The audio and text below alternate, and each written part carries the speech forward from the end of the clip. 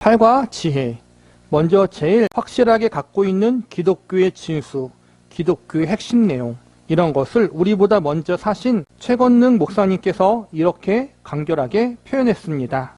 예수 천당, 예수 믿으면 천당에 가고 예수 안 믿으면 지옥에 간다는 이야기를 간추려서 이렇게 예수 천당이라고 한 것입니다. 오늘날에도 기독교와 십자가를 생각할 때 예수를 믿으면 천당 간다는 넷의 사상을 모르는 사람은 아무도 없습니다. 예수를 믿으면 천당에 가고 예수를 믿지 않으면 지옥에 간다는 이 말만큼 기독교의 복음과 그 내용을 간략하고 명쾌하게 집약한 단어는 없습니다.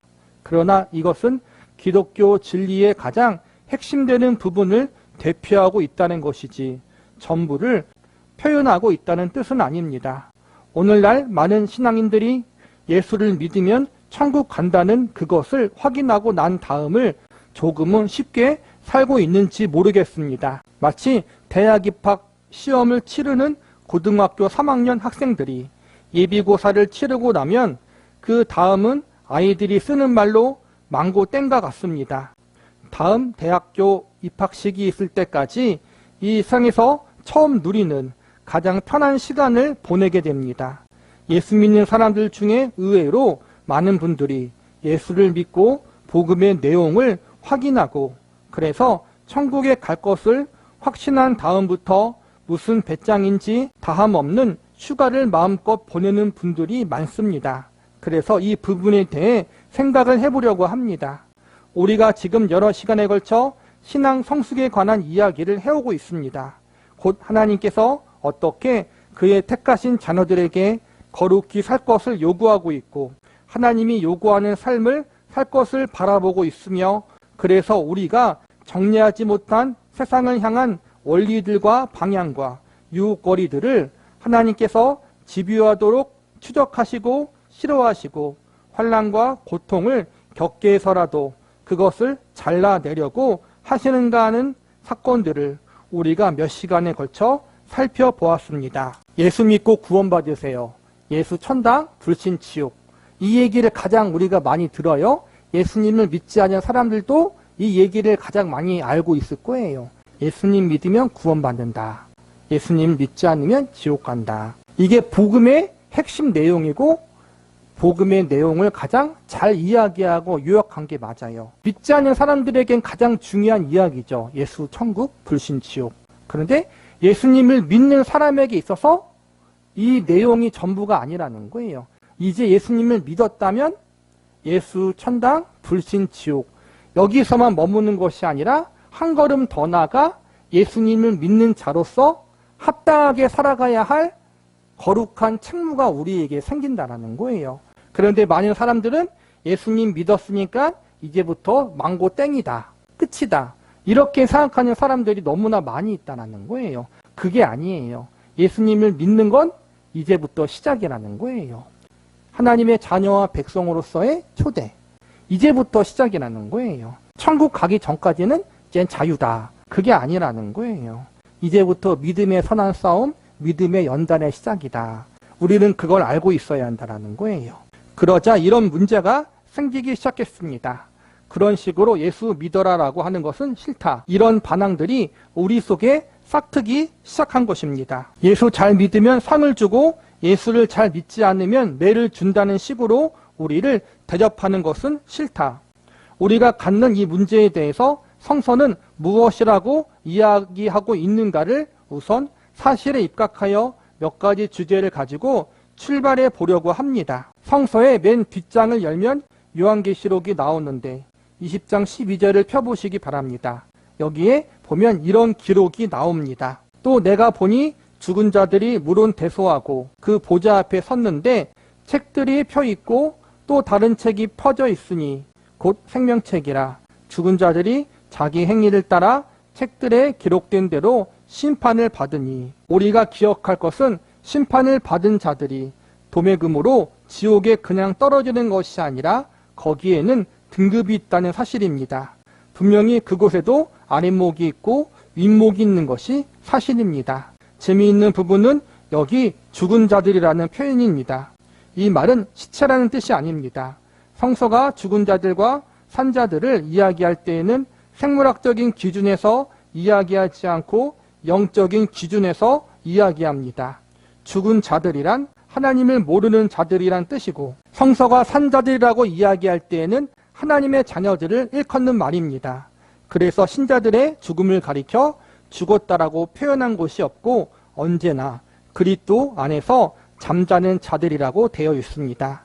예수님이 말씀하신 것 같이 주를 믿는 자에게 결단코 죽음이 없습니다. 언제나 산자입니다.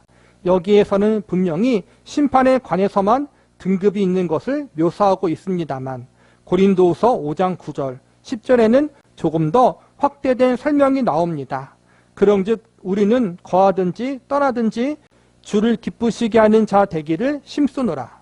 이는 우리가 다 반드시 그리스도의 심판대 앞에 드러나 각각 선악간에 그 몸으로 행한 것을 따라 받으려 함이라.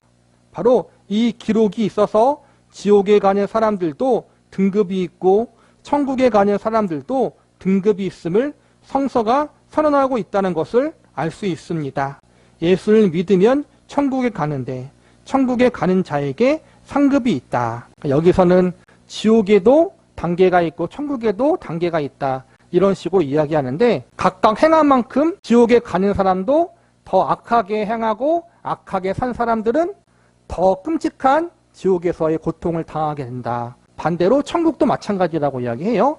상급에 관한 것이라고 보시면 될 것 같아요. 예수님을 믿고 내가 예수님 앞에 행한 것이 있으면 그거에 대한 분명히 상급은 있다라는 거예요. 천국에 가는 게 가장 행복한 거예요.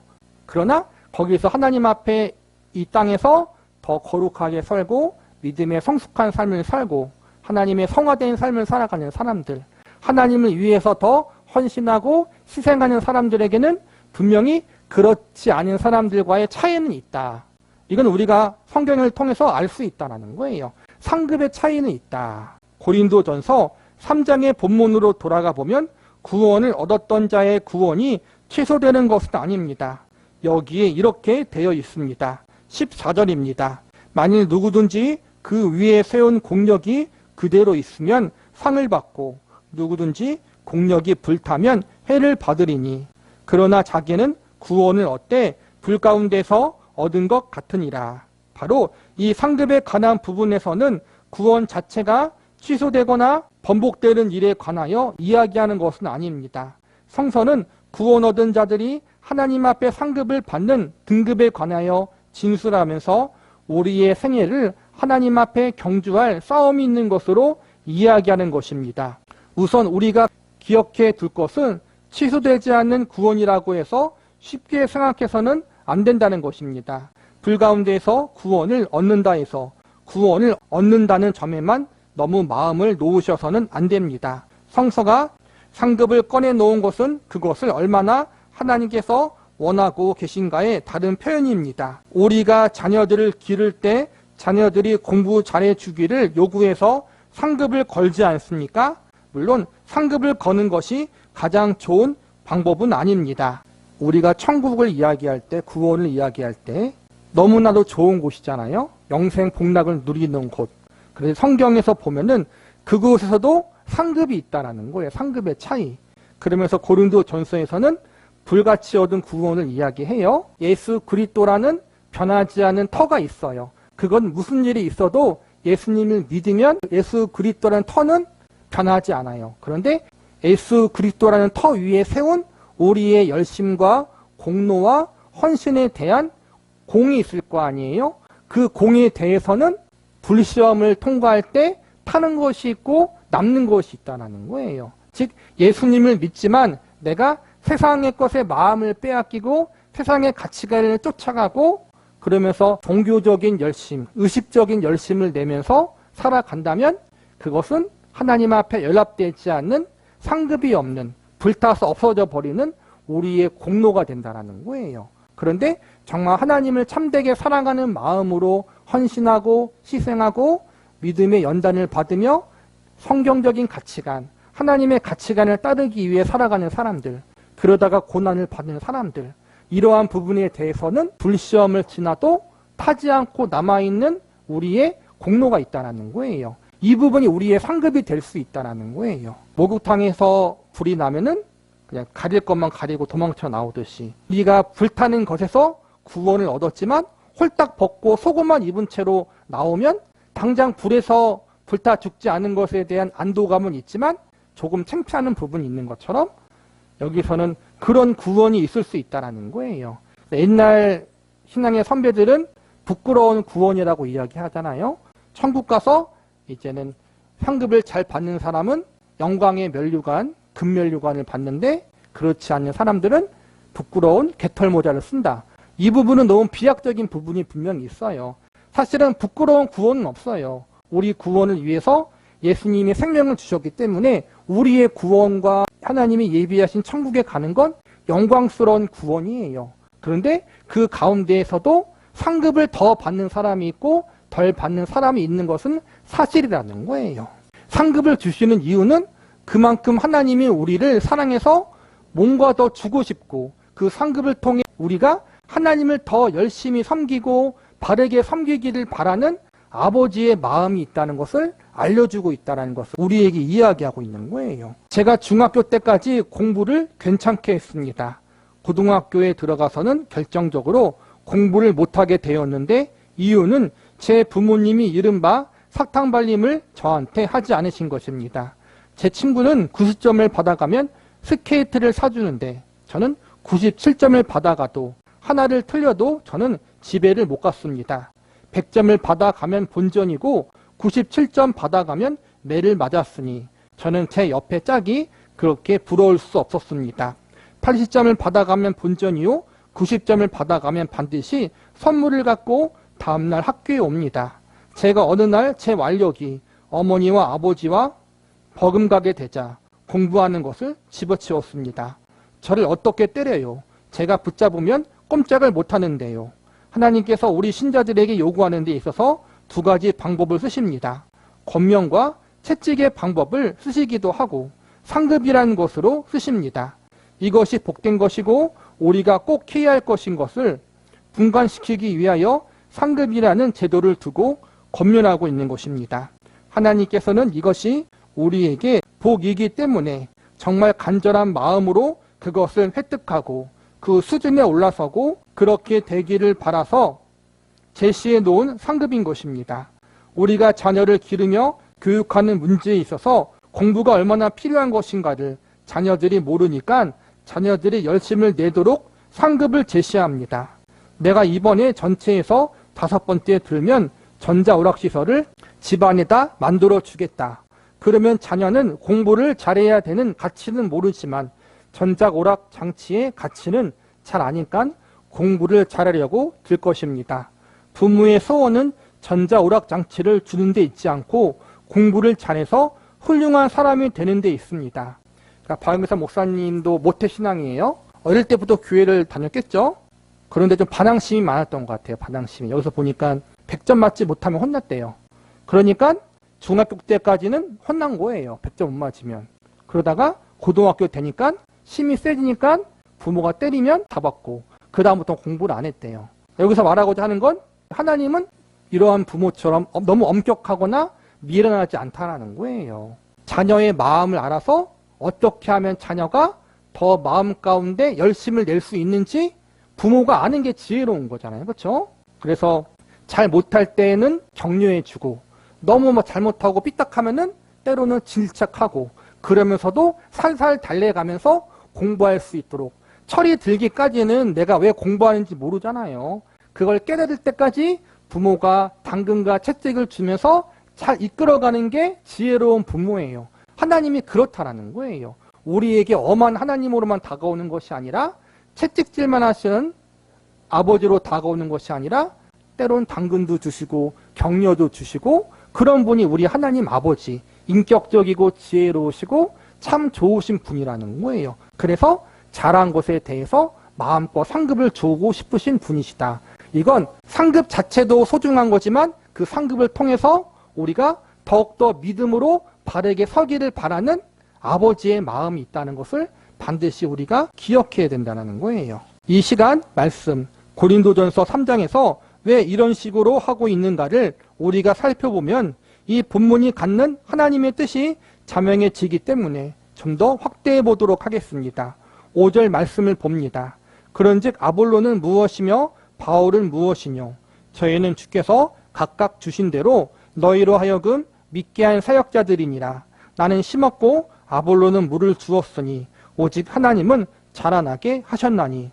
그런즉 심는 이나 물 주는 이는 아무것도 아니로되 오직 자라나게 하시는 하나님뿐이니라. 심는 이와 물 주는 이가 일반이나 각각 자기의 일하는 대로 자기의 상을 받으리라. 우리는 하나님의 동역자들이요 너희는 하나님의 밭이요 하나님의 집이니라. 이 글을 쓴 사도 바울은 이유가 있어서 이 서신을 쓰게 되었습니다. 고린도 교회에 문제가 있었습니다.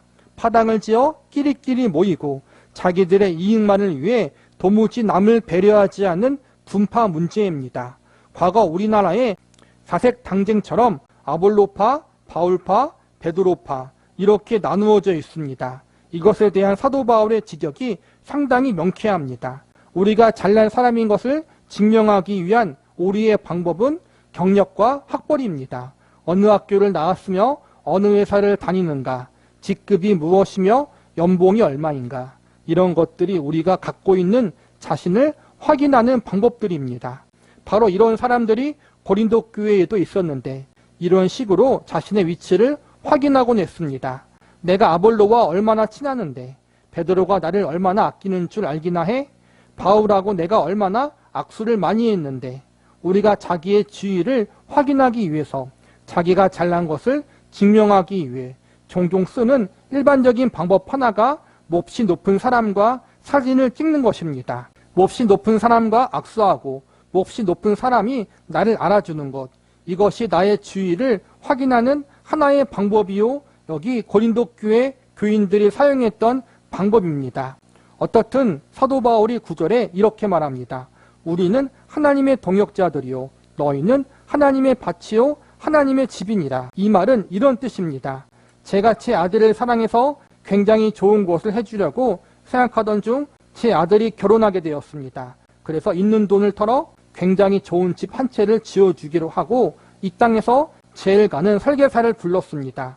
그 설계사에게 설계를 하게 하고 제일 가는 건축가를 불러서 건축을 맡겼습니다.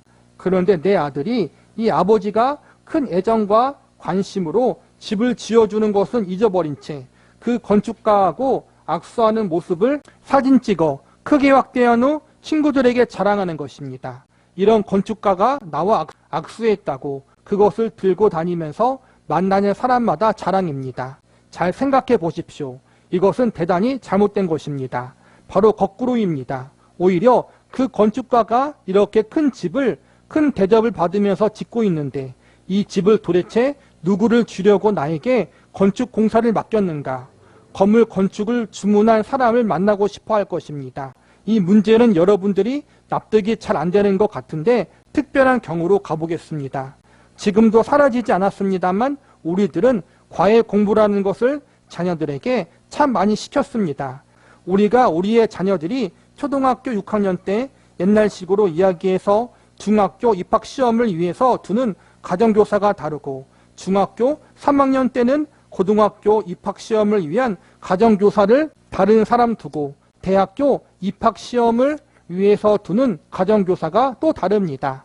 그러나 가정교사를 벌어먹게 하려고 집안에 두는 것은 아닙니다.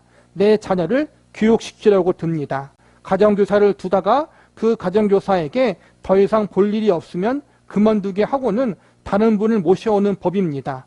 9절 말씀은 바로 그대로입니다. 우리는 하나님의 동역자들이요 너희는 하나님의 밭이요 하나님의 집이니라. 누가 더 소중한 사람입니까? 바울입니까? 베드로입니까? 아니면 고린도 교회 교인들입니까? 우리는 하나님께서 집으로 짓고 밭으로 갈기 위하여 끊임없이 하나님의 위인들을 부르고 있다는 사실을 알아야 합니다. 한쪽에서는 상을 걸고 있고 한쪽에서는 그 상을 받을 수 있는 수준을 높이기 위하여 골고루 성장하기 위하여 가정교사들을 개인 교수들로 부르고 있는 것입니다. 하나님께서 성서 속에 그 많은 축복을 선언하고 있는 것은 이렇게 하면 이 축복을 받을 수 있다는 것이 아닙니다. 그 상급을 받을 수 있는 그 수준에 오는 것이 목적이기 때문에 그 많은 상을 열거하고 있는 것입니다. 부모가 자녀 결혼을 위해서 좋은 집을 지으려고 해요.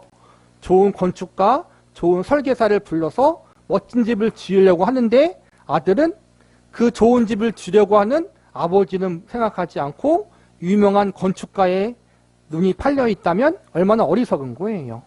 부모가 비싼 돈 주고 학원 보내고 과외 보내는 이유가 뭐예요? 학원 먹여 살리고 교사 먹여 살리기 위한 것이 아니라 내 자녀 잘되게 하기 위해서 그렇게 한 거잖아요.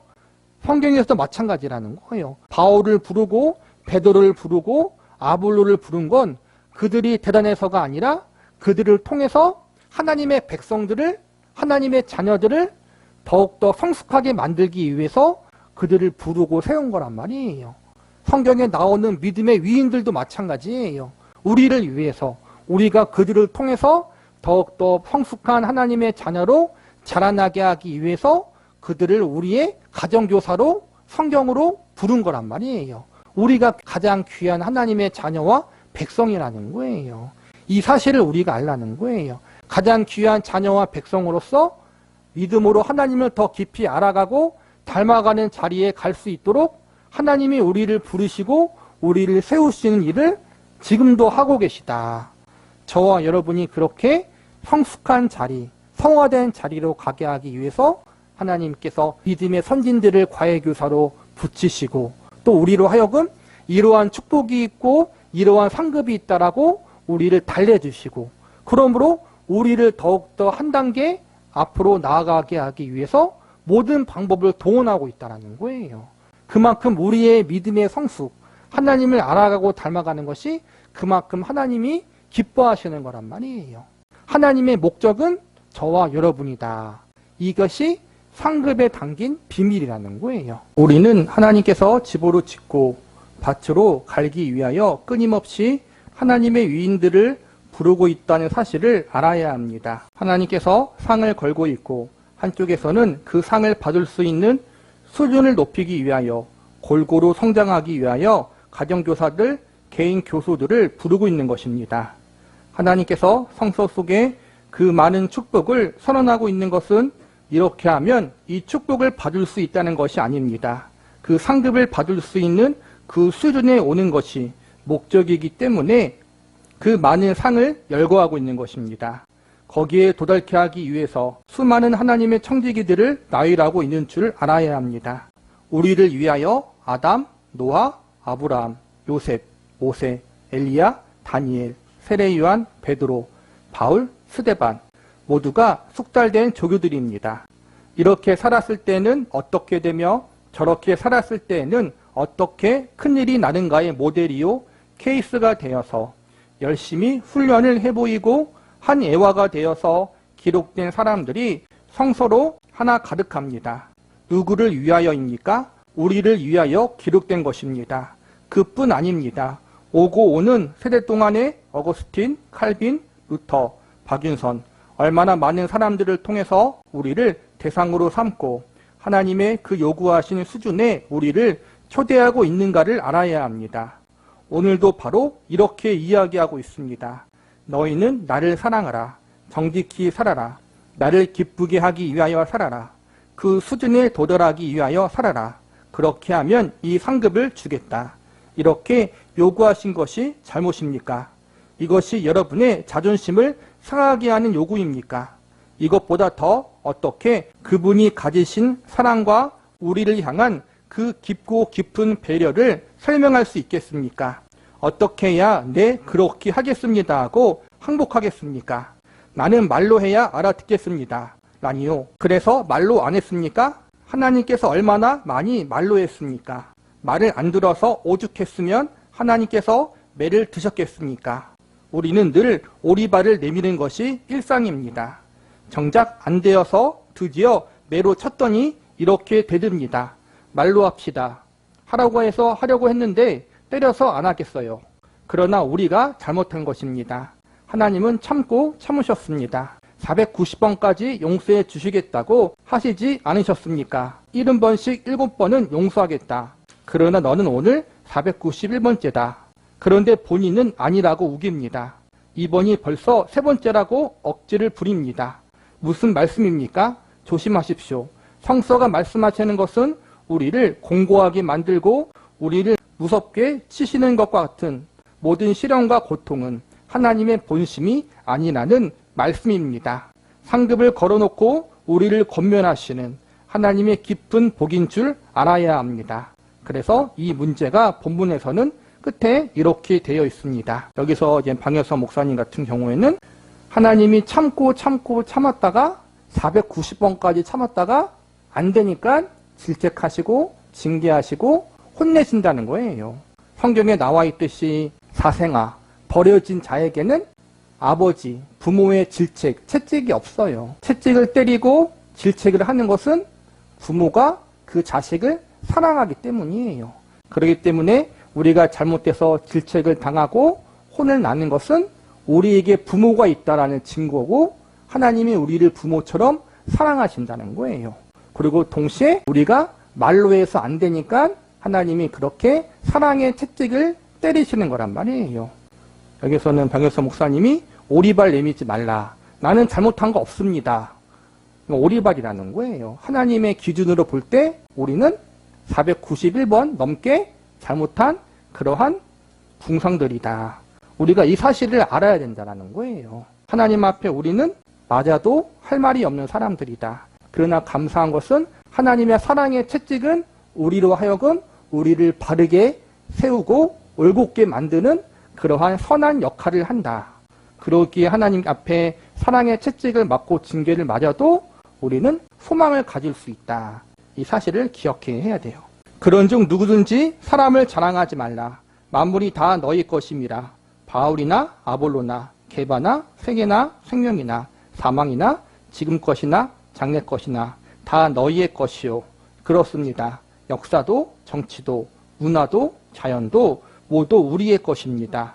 우리의 것이라는 것은 소유라는 개념에서 우리의 것이 아니라 그것이 모두 다 나를 하나님 앞에 복을 받게 하기 위한 성장을 위해서 오늘 우리 앞에 펼쳐져 있다는 뜻입니다. 제가 아는 분들 가운데 이렇게 고백하는 분들이 많습니다. 내가 돈이 많아서 이렇게 넓은 평수의 집으로 이사한 것이 아닙니다. 자식이 둘이 있는데 둘에게 한 방을 쓰게 하니까 역시 교육에 방해가 되어서 아이들에게 독립된 방을 주기 위해서 조금 무리하지만 제가 방 하나 더 있는 넓은 평수로 이사할 수밖에 없었습니다. 이런 이야기를 들을 때마다 부모가 자식에게 대한 열심과 그 보살핌에 감동을 받습니다. 우리는 집 하나 옮기는데도 무의식 중에 맹모 삼천의 교훈을 따르게 됩니다. 주변 환경은 어떠한가? 어느 학교에 보내야 내 자식이 좀 더 훌륭한 인물이 될 것인가? 그래서 우리가 위장 전입을 하면서까지 좋은 학군으로 오지 않습니까? 하물며 우리를 대하시는 하나님이시겠습니까? 어느 것이 우리에게 영광이요 우리의 복이며 기쁨이겠는가는 하나님보다 더 잘하시는 분은 없습니다. 그는 우리를 만드신 분이십니다. 그분이 우리를 향하여 이 복들을 선언하십니다. 그리고 이 복이 갖는 복을 우리에게 어떻게 설명할 수가 없어서 상급을 걸고 우리로 하여금 하나님 앞에서 하나님의 성품에 참여하는 자리에까지 순종하여 성장해 오기를 요구하고 계십니다. 이것은 성서가 상급이라는 이름을 걸고 요구하는 성장입니다. 로마서 12장 1절을 보겠습니다.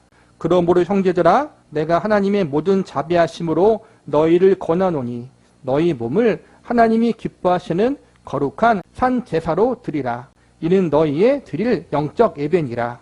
너희는 이 세대를 본받지 말고 오직 마음을 새롭게 함으로 변화를 받아 하나님의 선하시고 기뻐하시고 온전하신 뜻이 무엇인지 분별하도록 하라. 바로 이 권면이 나온 것입니다. 우리가 초대받은 그 복을 아는 자들마다 그 복된 길을 권면할 수밖에 없습니다. 기초를 닦아놓고 다 되었다고 하지 마십시오. 집을 지어야 합니다. 하나님은 우리의 영광을 짓기를 원하십니다. 그래서 하나님이 요구하시는 길대로 순종하여 쫓아오라고 하십니다. 상급을 걸어놓고 우리에게 요구하십니다. 우리가 영영 몰라 하니까 다른 것은 몰라도 이 복을 받기 위해서라도 한번 말을 들어보라고 하십니다. 공부를 열심히 해라. 내가 공부만 잘하면 내가 무엇이든지 해주겠다. 이것이 우리 부모들의 이야기입니다. 자녀를 위해서 그러는 것입니다. 성서는 이것을 얼마나 실감내게 이야기하고 있는지 모릅니다. 말라기에서 이렇게 되어 있습니다. 내가 너희에게 복을 주나 안 주나 어디 한번 10의 1조를 바쳐보아라. 실험으로 해보아라. 복을 받기 위하여 10의 1조를 바치는 것이 전 목적은 아닙니다. 그것은 우리의 수준입니다. 그 수준에 도달하는 것이 우리 자신의 복입니다. 그러나 영 못 알아들으니까 성서가 노골적으로 이렇게까지 이야기한 것입니다. 복 주나 안 주나 한번 해보아라. 그 안타까우심을 알아야 합니다. 너 이번에 80점 이상 한번 받아보아라. 내가 아예 이번에 용돈으로 100만 원을 주마. 이것이 부모가 갖는 안타까움이 아니겠습니까? 하나님이 우리를 향하여 갖는 안타까움, 잘못될까봐 그러는 것이 아닙니다. 하나님이 주시는 복과 우리의 영광을 위하여 하나님이 갖고 있는 그 열심과 사랑을 이것보다 더 잘 설명하고 있는 것은 없습니다. 육신의 부모도 자녀가 잘 되게 하기 위해서, 좋은 학교 가기 위해서 조금이라도 공부를 잘 시키는 좋은 학군으로 보내고 싶어서 집을 이사하잖아요. 강남 쪽으로 좋은 학군 보내기 위해서 위장 전입까지도 해요. 사실은 그러한 열심이 있고, 박일선 목사님의 성도 중 한 사람은 자식 공부할 수 있는 방 하나씩을 주고 싶어서 그래서 집을 이사 간다. 부모가 자식을 위해서 그렇게 열심히 일하는 거예요. 그게 방법적으로 좋지 못할 수도 있겠지만 그러한 마음의 열심이 있듯이 하나님도 마찬가지라는 거예요. 자녀인 우리가 조금 더 하나님 앞에 바르게 서기 위해서, 믿음으로 성숙하기 위해서 하나님이 모든 방법을 동원해서 우리에게 격려도 하시고 사랑도 주시고 당근도 주시고 때로는 채찍도 주시면서 그렇게 우리를 이끌어가고 있다는 거예요. 특히 상급적인 부분에 대해서는 하나님이 주시는 그 영광, 하나님의 사랑과 예수님의 생명과 천국의 그 영원한 소망에 대한 것들을 우리가 깊이 다 알면 좋겠지만 아직 성숙하지 못할 때에는 그 깊이를 모르니까 하나님이 육신적인 상급을 거셔서 너가 이렇게 하면 내가 이러한 축복을 주고 이러한 상급을 줄게라는 것을 주시는 거예요. 아직 우리가 미성숙하니까. 초등학교 아이에게 너 공부 잘해, 공부 잘해서 앞으로 훌륭한 사람이 되어야지 하면 못 알아들어요. 그런데 너가 이번에 공부를 이렇게 하면 내가 게임기를 사줄게. 그러면은 찰떡같이 알아들어요. 하나님이 이러한 방법을 쓰신다라는 거예요. 아직 우리가 미성숙하니까. 그렇게까지 하나님이 우리에게 간절하게 우리의 성숙을 위해서 하나님이 일하신다라는 거예요.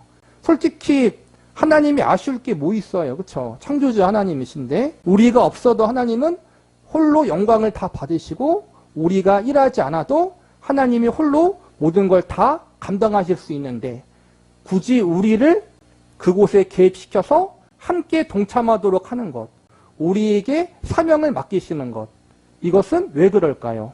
우리가 사실은 개입되면 우리가 하나님의 일을 하면 솔직히 골치 아픈 일이 많아요. 말을 잘 안 들으니까. 자식이 일머리가 좋아서 부모의 말을 찰떡같이 알아들으면 일 시키는 게 좋을 거예요. 그렇죠? 그런데 일을 제대로 하지 못하는, 일머리도 없고 게으르고 좀 약간 미련한 자식에게 부모가 사업장을 물려주려고 하면 불안해요. 하는 일마다 말아먹으니까. 그런데도 불구하고 왜 자녀에게 좋은 사업을 물려주고 기업을 물려주려고 하겠어요? 그 기업이 좋은 기업이니까 그런 거예요. 그렇죠? 좋지 않은 기업이면 물려주지 않을 거예요.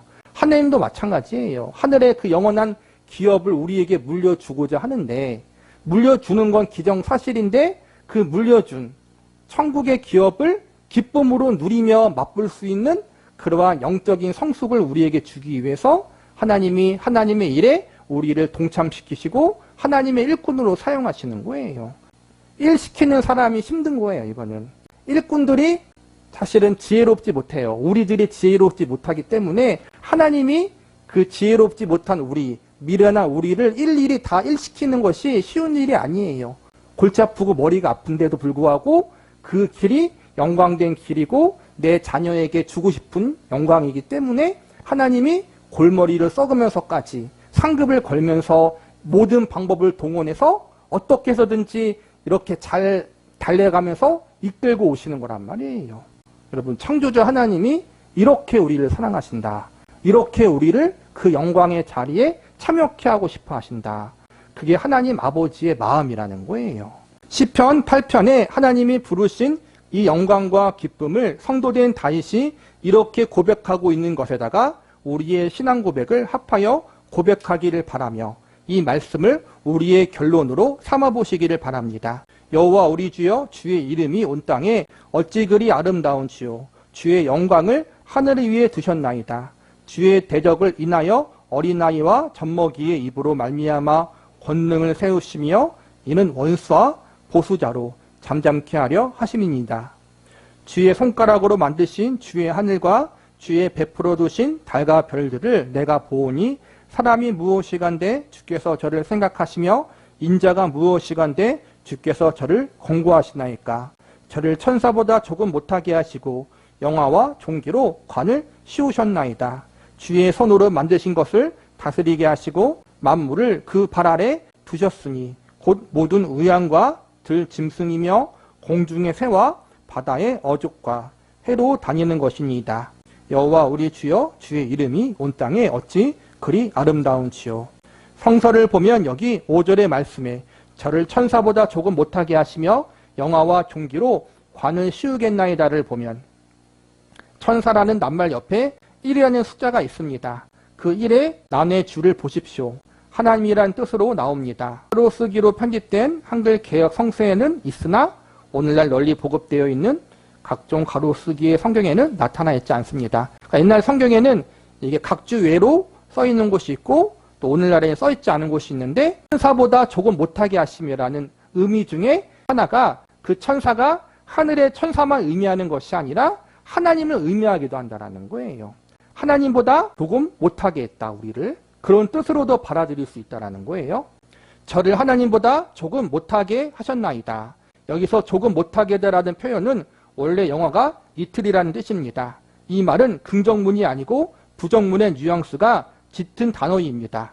하나님께서 우리 인간을 만드신 그 창조의 영광을 우리들이 모르기 때문에 하나님이 요구하시는 그 영광의 자리에 올라오는 것을 우리가 싫어합니다. 이것만큼 우리의 미련함이 두드러지게 나타나는 부분은 없습니다. 개는 그 토한 것을 먹고 돼지가 그 싼 것 위에 눕는 법입니다. 사람더러 더러운 옷을 벗고 새 옷을 입으며 토한 것을 먹지 말고 깨끗한 것을 먹으라고 하시는데 인간이 싫어합니다. 무식해서 싫어합니다.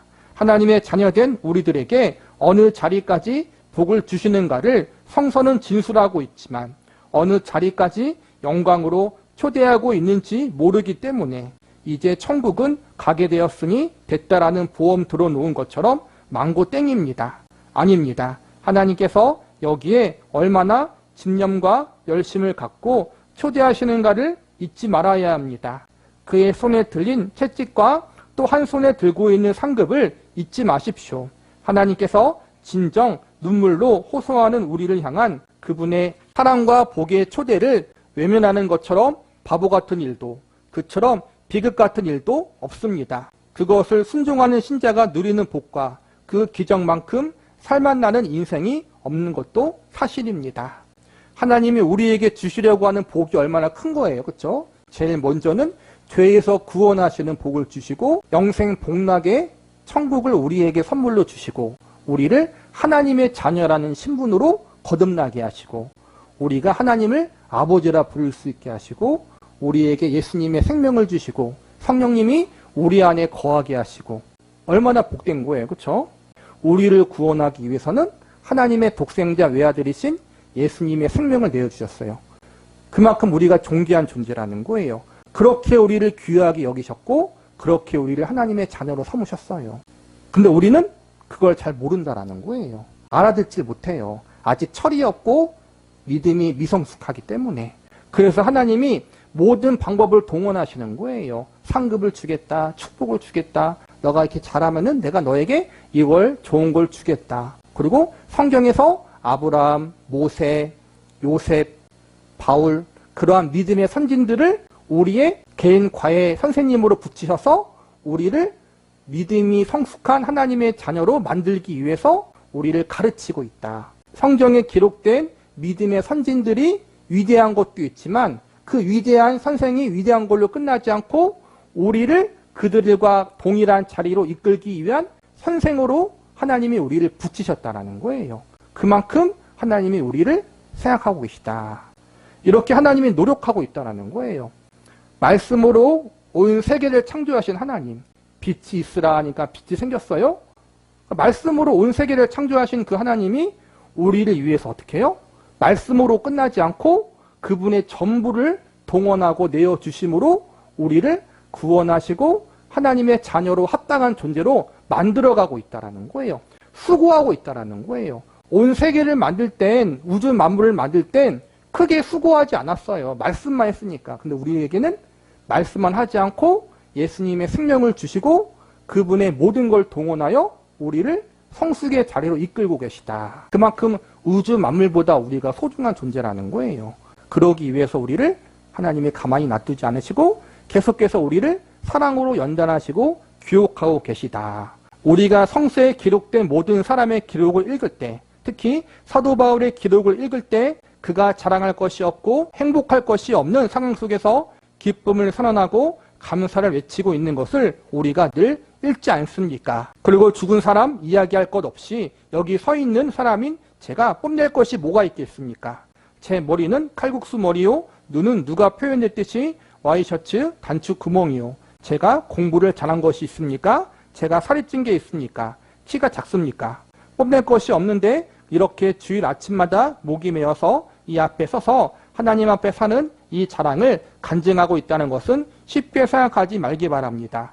여러분은 어떤 조건으로 저보다 나으신지 모르겠습니다만 여러분보다 더 신나게 제가 살고 있다는 것을 확신할 수 있습니다. 잘나게 사느냐 하는 것은 비교할 수 없으나 저는 신나게 살고 있습니다. 쌀독에 끼니를 잃을 쌀이 떨어진 신이남도 경험해 보았고 아픈 신이남도 있었고 주를 위해 너무 열심히 일하다가 바보된 신나는 경험도 있습니다. 여러분은 주를 위해 실수한 경험도 있고 주를 위하여 여러분의 것이 베어지는 아픔의 경험도 있었는데 그 사실을 모를까봐 제가 안타까워하는 것입니다. 이 기쁨, 이 감격은 돈으로 살 수 있는 경험이 아니요 지식으로 얻을 수 있는 경험이 아니기 때문에 귀양에 하나님을 믿고 주일마다 여기까지 와 앉으신 분으로서 이 맛을 모르는 것만큼 불행한 것은 없기 때문입니다. 모든 운동이 하면 할수록 재미있듯이 똑같은 원리로 예수 믿는 것은 확보된 것이 재미있는 것이 아니라 하는 만큼 재미있는 것입니다. 이제 스스로 확실히 믿으셨습니까? 그것이 재미있습니까? 한 걸음 더 나아가면 더 재미있습니다. 그것은 필설로 설명할 수 있는 것이 아닙니다. 한 걸음 더 나아가는 데는 기준이 있습니다. 그것은 밤에 자다가도 일어나 벽을 긁고 웃어야 할 만큼 재미있는 일입니다. 그것을 어떻게 설명할 길이 없습니다. 정말 재미있습니다. 아침에 기쁨으로 눈을 뜨고 보람으로 눈을 감는 생활에 예수 믿는 사람의 삶입니다. 하나님 앞에 칭찬은 그 증거가 벽에 줄줄 있고 하나님께서 잘하고 있다는 칭찬과 위로의 말씀이 알알이 들어와 박힌 이것보다 더 신나는 인생이 없다고 성서가 증거하고 제가 증거하고 상급으로 약속된 것들이 증거하고 있습니다. 우리가 이것을 놓치면 너무나 손해입니다. 나중에 천국에서 한 줄로 늘어서서 무지개, 빛깔, 팬티 경연대회나 하고 있으면 그 무슨 창피한 일이겠습니까? 가슴에 달 훈장인 그런 삶을 살기로 우리의 신앙생활에 재출발을 진심으로 권합니다. 방에서 목사님이 본인은 얼굴이나 외모적으로 부족하고 다른 사람들보다 가방끈도 짧고 여러 가지 부족한 것이 많지만 그럼에도 다른 사람들보다 자신 있게 말할 수 있는 건 예수님을 믿는 즐거움과 기쁨이 다른 사람들보다 더 신나다라는 것을 알고 있다라는 거예요. 저 여러분도 그 자리까지 가야겠죠? 초신자의 경우에 신나겠는데 분명히 인생을 살면서 변곡점이 있어요. 초신자였을 때 한참 뜨겁고 신나다가 여러 가지 삶의 어려움이 오고 현실이 직시됐을 때 시험에 빠지기도 해서 그러다가 몇 년 동안 교회에 다니지 않다가 다시 다닌 사람도 있고 꾸준하게 그 어려움을 이겨내고 다니는 분들도 있고 그런 변곡점이 분명히 있어요. 그럼에도 불구하고 예수님을 믿는 것은 즐거운 일이다. 하나님을 믿는다는 게 신난다라는 것은 이제 우리가 그러한 경지까지 가야겠죠. 그 경지까지 갈 수 있도록 하나님이 우리에게 그것을 알려주기 위해서 성경에 수많은 믿음의 선진들을 선생으로 우리에게 두고, 그리고 성경에 수많은 약속들과 상급을 우리에게 제시함으로 예수 믿는 것이, 하나님 믿는 것이 이렇게 신나고 즐거운 것이다라고 알려주고 있다. 저와 여러분 모두 그것이 얼마나 기쁘고 즐겁고 신나는 일인지 우리가 신앙생활을 하면서 더 깊게 알아갈 수 있는 은혜가 있기를 기도합니다.